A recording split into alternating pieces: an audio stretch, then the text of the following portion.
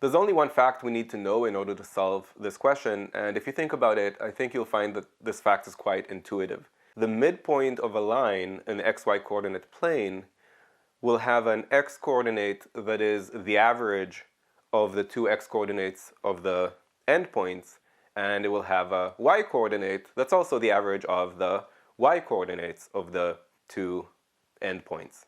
Now in this case, we're told that the midpoint is at the origin at 0, 0.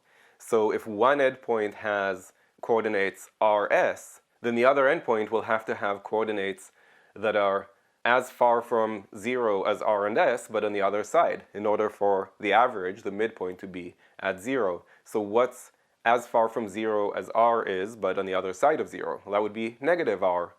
And what's as far from 0 as s is, but on the other side of 0? That would be negative s. So therefore the correct answer is negative r, negative s. If you found this video useful, go to quantreasoning.com for a lot more where that came from. You should also click that like button and let me know in the comments below what you'd like me to make future videos about. And of course, if you haven't yet subscribed, go ahead and do that and click that bell below so you get notified about future videos. See you next time.